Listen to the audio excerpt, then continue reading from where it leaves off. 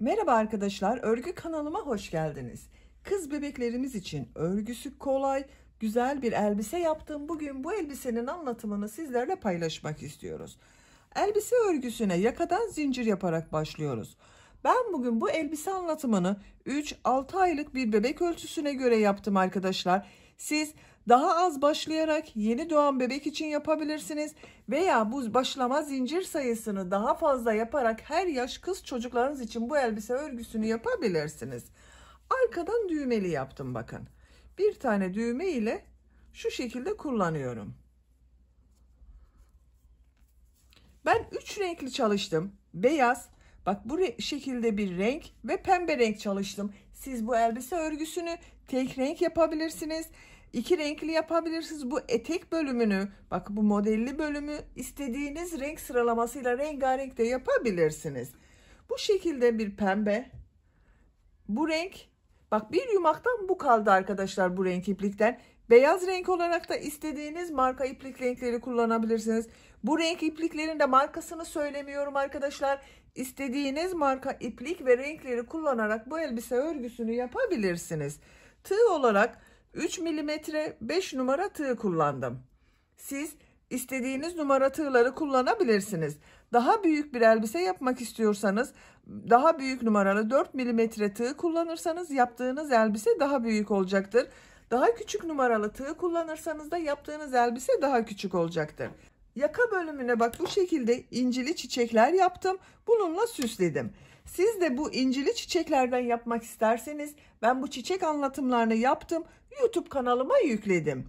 İzlediğiniz bu videonun açıklama bölümüne bu çiçeklerin olduğu YouTube linkini ekliyorum arkadaşlar.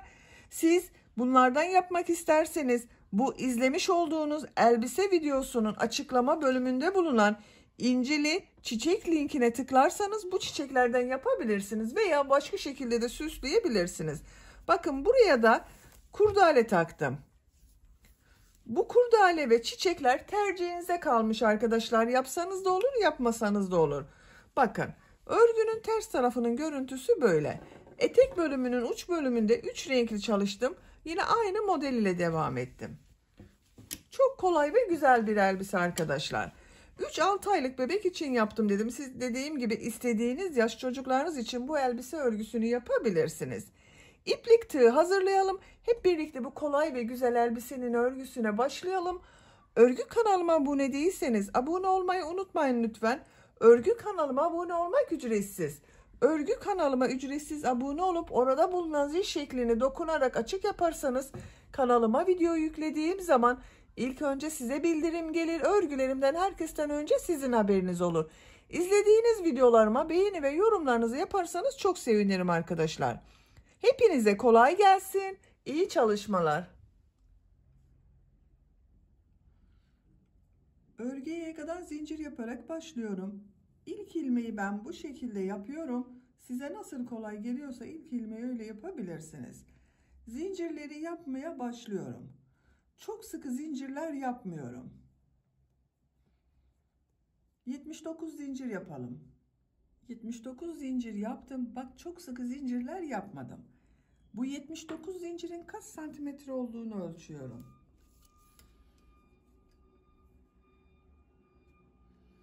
30 santimetre zincir uzunluğu var. İnç olarak da ölçüyorum.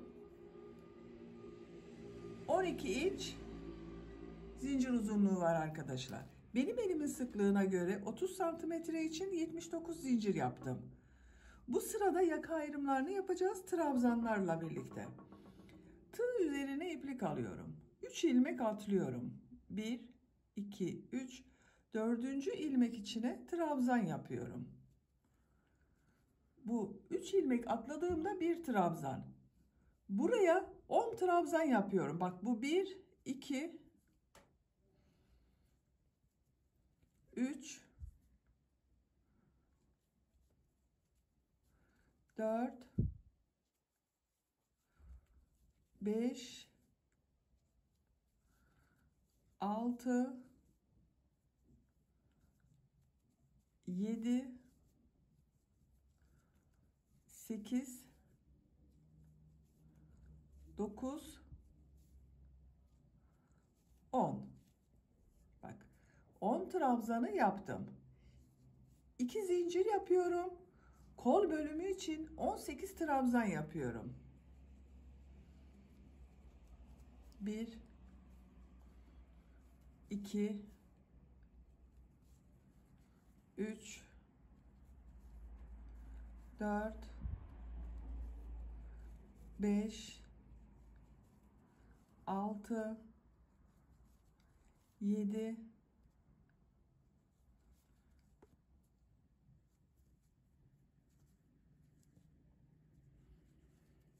8 9 10 11 12 13 14 15 16 17 18. Bak, kol için 18 trabzan yaptım. 2 zincir yapıyorum. Buraya 20 trabzan yapıyorum. Siz burayı kaç trabzan yaptıysanız burayı da 2 katı yapacağız arkadaşlar. Ben burayı 10 trabzan yaptım. Buraya da 20 trabzan yapıyorum. 1 2 3 4 5 6 7 8 9 10 11 12 13 14 15 16 17 18 19 20 trabzan yaptım. 2 zincir yapıyorum. Diğer kol için buranı bak 18 trabzan yaptım. Buraya da 18 trabzan yapıyorum. Bak, yanında bulunan ilmeğe kol için ilk trabzanı yapıyorum. 18 trabzan yapıyorum. 18 trabzanı yapalım. Diğer kol içinde 18 trabzanı yaptım. 2 zincir yapıyorum. 10 trabzan yapıyorum. Bak, bu ilk ilmek üzerine bir trabzan yapıyorum. Diğerlerine trabzan yaparak devam ediyorum. 2 3 4 5 6 7 8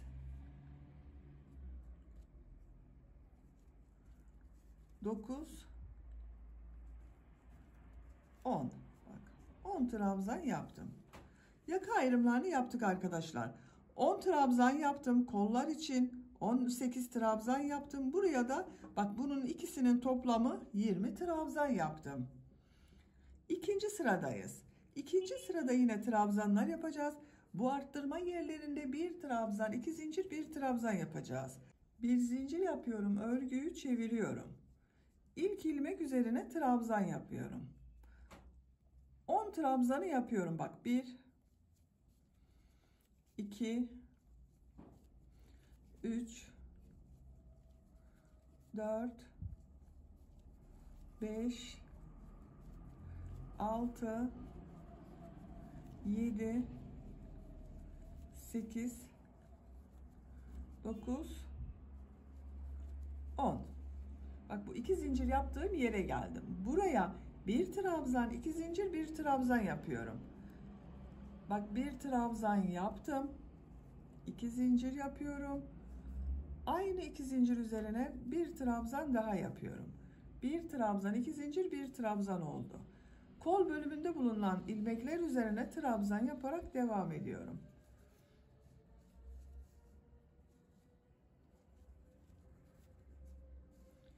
Buraya kadar devam edelim. Kol bölümünde bak trabzanları yaptım. 2 zincirli boşluğa geldim. Buraya yine bir trabzan, 2 zincir, bir trabzan yapıyorum.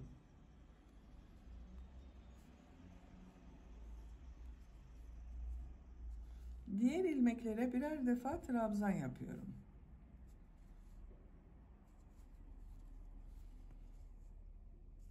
Buraya kadar devam edelim. Trabzanları yaptım. Bu 2 zincir üzerine yine bir trabzan, 2 zincir, bir trabzan yapıyorum.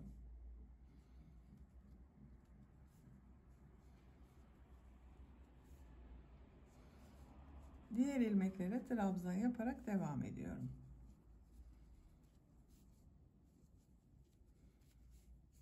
Buraya kadar devam edelim.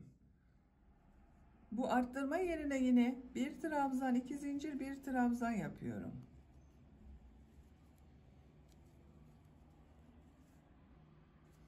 Diğer ilmeklere trabzan yaparak devam ediyorum.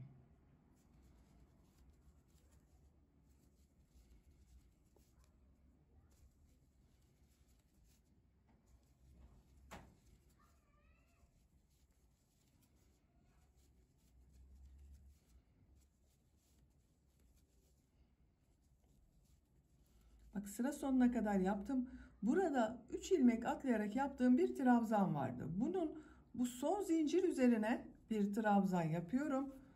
Bak burada da yine 2, 4, 6, 8, 10, 11 trabzan oldu. Sıra başında 11 trabzan oldu. 10 trabzan yaptık, bir arttırma yaptık. Burada da 11 trabzan oldu. Bakın arkadaşlar, yakanın şekli böyle. Arttırmalar artık bu bir trabzan, 2 zincir, bir trabzan şeklinde devam edecek. 3. sıradayım. Bir zincir yapıyorum, örgüyü çeviriyorum. İlk ilmek üzerine trabzan yapıyorum. Diğer ilmekleri de trabzan yaparak devam ediyorum. Buraya kadar devam edelim. Arttırma yapacağım yere kadar bak trabzanları yaptım. Bu 2 zincir üzerine bir trabzan, 2 zincir, bir trabzan yapıyorum.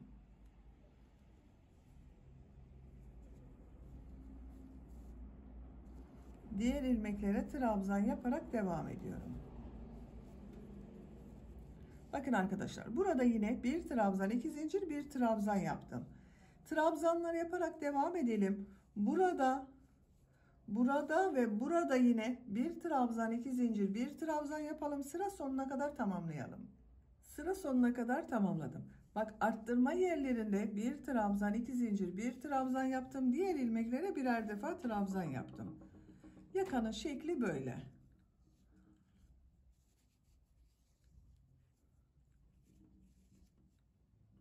Bakın arkadaşlar, görüntüsü böyle oluyor. 4. sıradayım. Bir zincir yapıyorum, örgüyü çeviriyorum. İlk ilmek üzerine trabzan yapıyorum. Diğer ilmeklere de birer defa trabzan yapıyorum. Buraya kadar devam edelim. Arttırma yapacağım 2 zincire kadar trabzanları yaptım. Bu 2 zincir üzerine bir trabzan, 2 zincir, bir trabzan yapıyorum.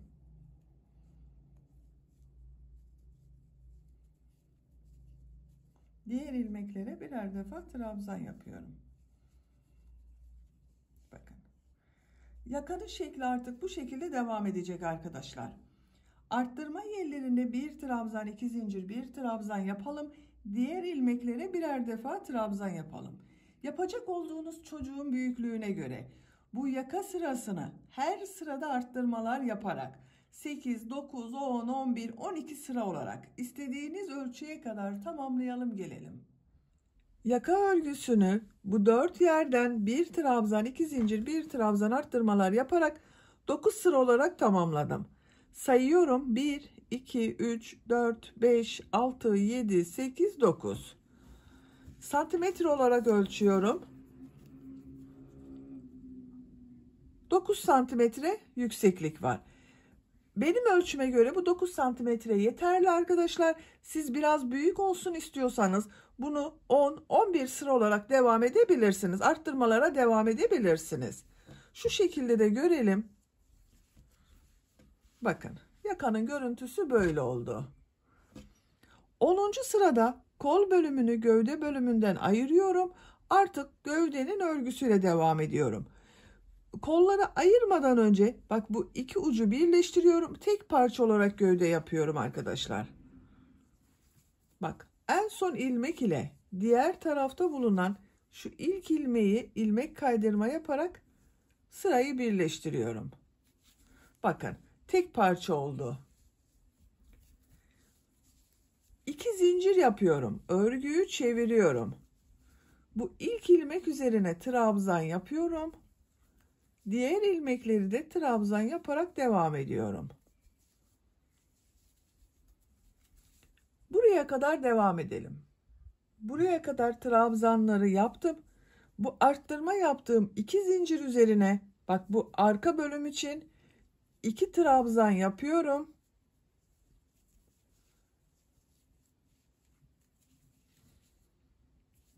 Kol altı yapmak için 3 zincir yapıyorum. Bak çok sıkı zincir yapmıyorum. 3 zincir yaptım. Tığ üzerine iplik alıyorum. Kolda bulunan bütün ilmekleri atlıyorum. Bak bu 2 zincir üzerine ön bölüm için 2 trabzan yapıyorum.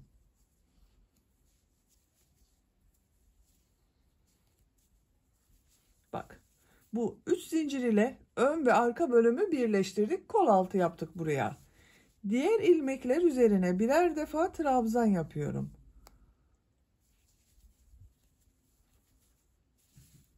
Buraya kadar devam edelim. Diğer arttırma yerine kadar bak ön bölümde trabzanları yaptım.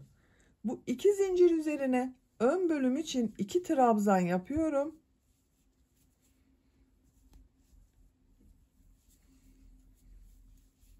Kol altı için 3 zincir yapıyorum. Tığ üzerine iplik alıyorum. Kolda bulunan bütün ilmekleri atlıyorum. Bu 2 zincir üzerine arka bölüm için 2 trabzan yapıyorum. Diğer ilmeklere birer defa trabzan yapıyorum.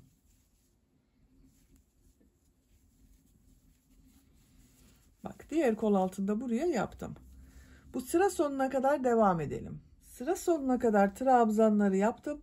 Son ilmek ile bu ilk ilmeği ilmek kaydırma yaparak sırayı birleştiriyorum. Bakın arkadaşlar bu şekilde oldu. Görüntüsüne bakalım. Bakın. Kol altları için 3'er zincir yaptım. Ön ve arka bölümü birleştirdim. Bir sıra daha beyaz renk iplik ile trabzan sırası yapıyorum.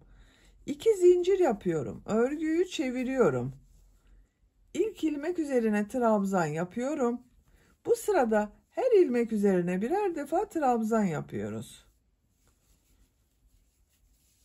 Bu 3 zincir yaptığımız yere kadar devam edelim.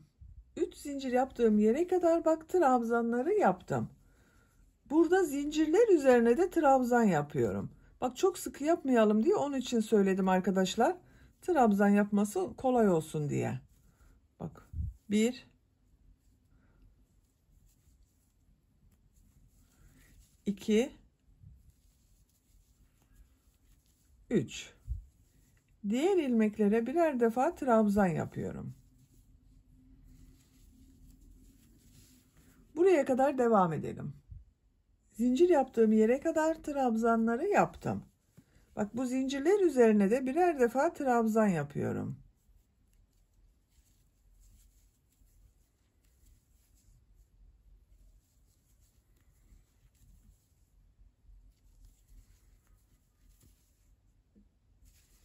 Diğer ilmeklere birer defa trabzan yapıyorum. Sıra sonuna kadar devam edelim. Sıra sonuna kadar tamamladım. Son ilmek ile ilk ilmeği ilmek kaydırma yaparak sırayı birleştiriyorum. Beyaz ipliği burada kesiyorum. Modelli bölümü renkli iplik ile yapıyorum.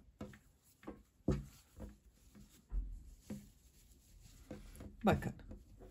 Bu şekilde oldu.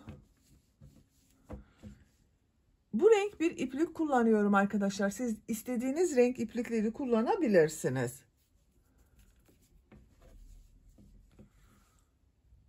Bu ilk ilmekten ilmek yapıyorum.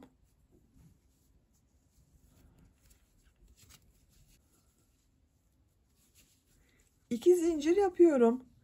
Modelleri bu sırada 2 trabzan, 2 zincir, 2 trabzan şeklinde yapıyorum.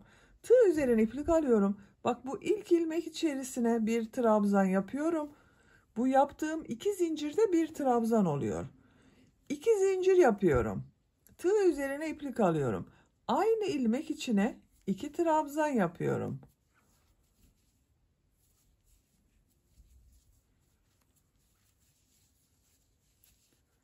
Tığ üzerine iplik alıyorum. 2 ilmek atlıyorum. Üçüncü ilmek içine 2 trabzan, 2 zincir, 2 trabzan yapıyorum.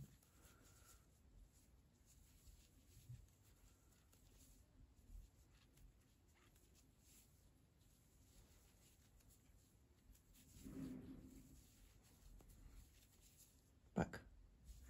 Tığ üzerine iplik alıyorum. 2 ilmek atlıyorum. Üçüncü ilmek içine 2 trabzan, 2 zincir, 2 trabzan yapıyorum.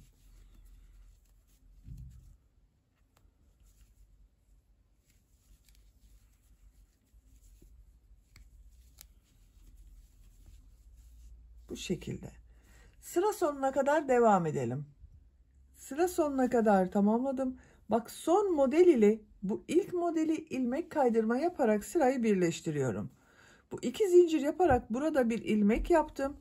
Bu ilmeğe bak tığ taktım. İlmek aldım, çektim. Bak 2 modeli birleştirdim. Bu sırada 2 trabzan, 2 zincir, 2 trabzan şeklinde modelleri yaptım. Şimdiki sırada bu trabzanları 3 trabzan, 2 zincir, 3 trabzan olarak yapıyorum. Bak bu 2 zincirlik boşluğa ilmek kaydırma yaparak geçiş yapıyorum. 2 zincir yapıyorum. Tığ üzerine iplik alıyorum. Buraya 2 trabzan yapıyorum.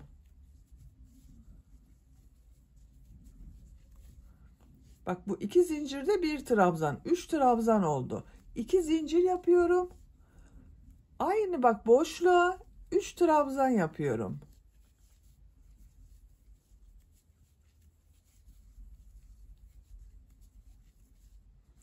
Tığ üzerine iplik alıyorum. Diğer model ortasında bulunan bu 2 zincir üzerine 3 trabzan, 2 zincir, 3 trabzan yapıyorum.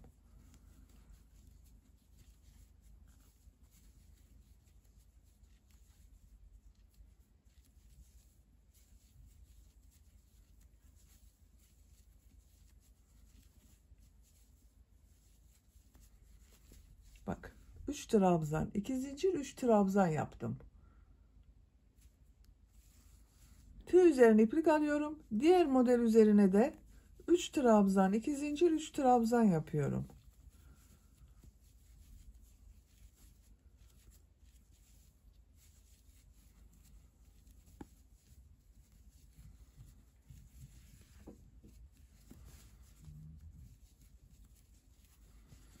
Bakın bu şekilde. Sıra sonuna kadar devam edelim.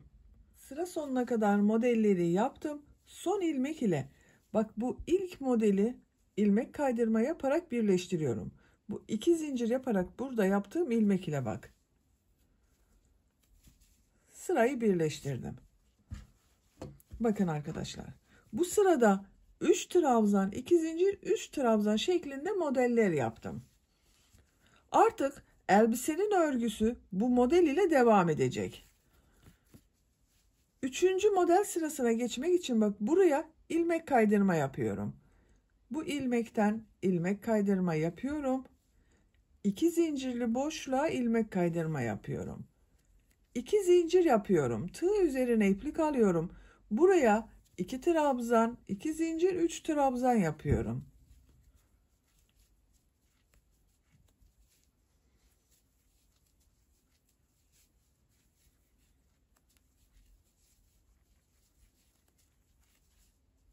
Tığ üzerine iplik alıyorum. Diğer model ortasında bulunan 2 zincir üzerine 3 trabzan, 2 zincir, 3 trabzan yapıyorum.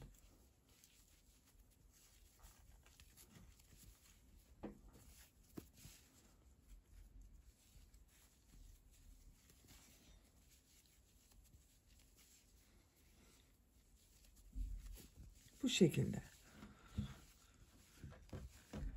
Elbisenin örgüsünü 3 trabzan, 2 zincir, 3 trabzan şeklinde modeller yaparak sırayı tekrarlayarak tamamlayalım. Elbisenin etek örgüsünü 15 model sırası olarak yaptım arkadaşlar. Sayıyorum: 1, 2, 3, 4, 5, 6, 7, 8, 9, 10, 11, 12, 13, 14, 15.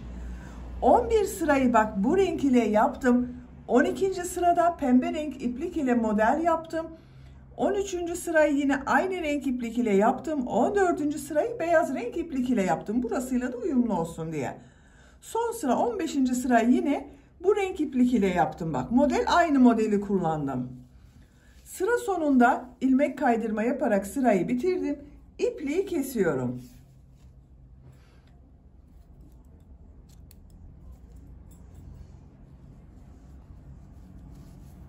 Bu 15 sıra benim için yeterli arkadaşlar.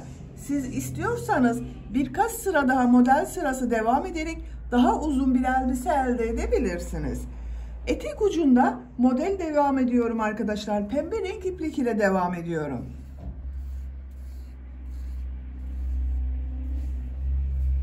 Bu birleştirme yaptığım ilmekten başlıyorum bak. Bu ikisinin ortasından buradan bir ilmek yapıyorum. Bir zincir yaptım, sağlamlaştırdım. Tığ üzerine iplik alıyorum. Bak bu iki zincirin üzerine 8 trabzan yapıyorum. 1 2 3 4 5 6 7 8 trabzanı yaptım. Bir zincir yapıyorum. Bu iki model ortasında bak şu boşluğa şu şekilde sık iğne yapıyorum. Bir zincir yapıyorum. Diğer model ortasına da 8 trabzan yapıyorum.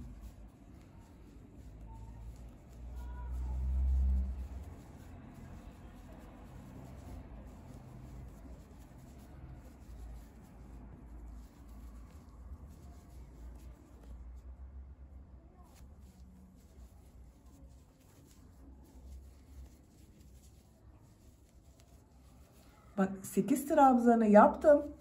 Bir zincir yapıyorum. İki model ortasına sık iğne yapıyorum. Bir zincir yapıyorum. Diğer model ortasına da 8 trabzan yapıyorum. Bak, bu şekilde modeller yapıyorum. Bak trabzanlar arasında zincir yapmadım. Sadece 8 trabzan yaptım bu iki zincir üzerine. Sıra sonuna kadar devam edelim. Modelleri yaparak sıra sonuna kadar tamamladım. Bu son yaptığım modeli ilk yaptığım bak bu ilmek ile ilmek kaydırma yaparak birleştiriyorum. Bir zincir yapıyorum. Bu boşluğa bak şu şekilde ilmek kaydırma yapıyorum. Bitirdim. İpliği kesiyorum.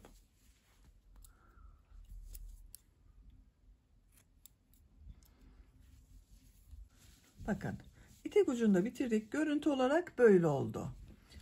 Elbisenin şimdi de kollarını yapalım. Bakın ben kol örgüsünün birini bu şekilde yaptım. Diğer kol örgüsünü sizinle birlikte yapalım. Bu renk kullanmayı tercih ettim. Siz istediğiniz rengi kullanabilirsiniz. Bak pembe renkte kullanabilirsiniz. Aynı renk yaptıysanız arkadaşlar beyaz da kalabilir. Hiçbir şey yapmadan da kullanabilirsiniz.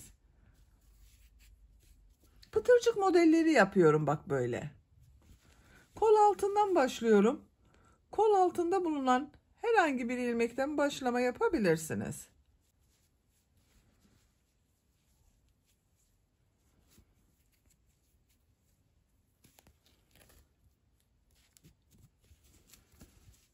Buradan ilmek yapıyorum.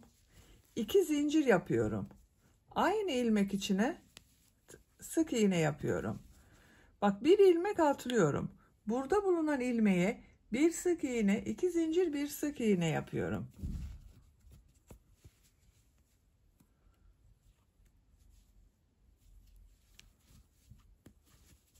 Bir ilmek atlıyorum. İkinci ilmek içine bir sık iğne, 2 zincir, bir sık iğne yapıyorum.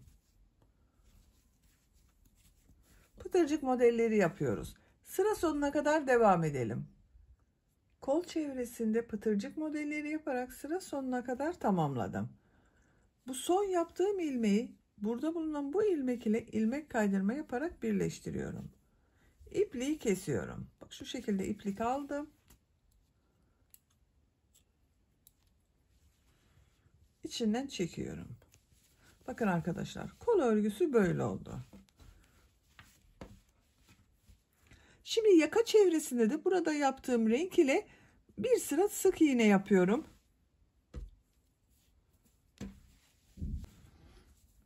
Bakın yakanın sık iğnesine buradan başlıyorum. Buradan bir ilmek yapıyorum. Buraya bir tane de düğme iliği yapmak istiyorum ben arkadaşlar. Bak buraya düğmesini dikeceğiz. Buraya düğme iliği yapıyorum onun için. Siz isterseniz 2 düğmeli yapabilirsiniz. Ben bir düğmeyi yeterli görüyorum. Bir ilmek yapıyorum. Düğme iliği için 5 zincir yapıyorum. 1 2 3 4 5. Aynı ilmek içine sık iğne yapıyorum. Bakın düğme iliğini bu şekilde yaptım. Şimdi yaka çevresinde sık iğne yapıyorum. Her ilmek üzerine bir sık iğne yapıyorum.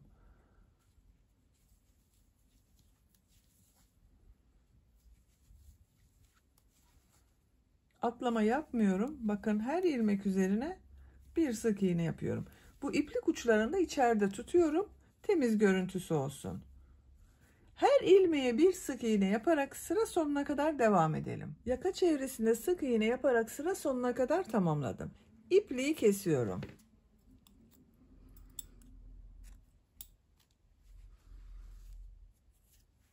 Elbisenin örgüsünü böylece tamamladım arkadaşlar. Bakın yakanın görüntüsü böyle oldu. Çok şirin ve kolay bir elbise oldu bakın. Buraya da bir tane düğme istediğiniz renk dikebilirsiniz. Beyaz renkli düğme dikebilirsiniz. Bakın buraya. Bu renk düğme dikebilirsiniz. Pembe renk düğme dikebilirsiniz. Düğmesini de dikip bu şekilde kullanılabilir artık. Bitmiş olarak size ölçülerini söylüyorum. Gövde genişliğini ölçüyorum ilk önce. Bak, kol altının buradan gövde genişliğini ölçüyorum. 22 santimetre. Yüksekliğini ölçüyorum. Omuzdan itibaren elbise yüksekliği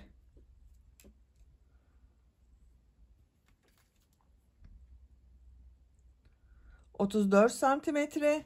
Kol altından etek yüksekliğini ölçüyorum. 23 santimetre. Bu yükseklik tercihinize göre daha uzun da yapabilirsiniz, daha kısa da yapabilirsiniz arkadaşlar. Ben bugün bu elbiseyi 3-6 aylık bir bebek için yaptım. Bu elbiseyi süslemek için bakın bu şekilde incili kolay çiçekler yaptım arkadaşlar. Bu çiçekleri yakanın burasına bu şekilde dikmek istiyorum. Siz böyle sade kullanabilirsiniz veya istediğiniz gibi süsleyebilirsiniz. Bu çiçeklerden yapmak isterseniz bu çiçeklerin olduğu YouTube linkini ben bu videonun açıklama bölümüne ekliyorum. Siz izlediğiniz bu videonun açıklama bölümünde bulunan kolay incili çiçek linkine tıklarsanız bunun gibi bir çiçek yaparak elbisenizi süsleyebilirsiniz. Örgü anlatımının sonuna gelmiş oldum. Beni dinlediğiniz ve izlediğiniz için hepinize çok teşekkür ederim. Örgü kanalıma abone değilseniz abone olmayı unutmayın lütfen. Örgü kanalıma abone olmak ücretsiz. Örgü kanalıma ücretsiz abone olup orada bulunan zil şeklini açık yaparsanız kanalıma video yüklediğim zaman ilk önce size bildirim gelir. Örgülerimden herkesten önce sizin haberiniz olur. İzlediğiniz videolarıma beğeni ve yorumlarınızı yaparsanız çok sevinirim arkadaşlar. Sizlerle yeni örgülerde görüşmek dileğiyle. Hoşça kalın, sevgiyle kalın.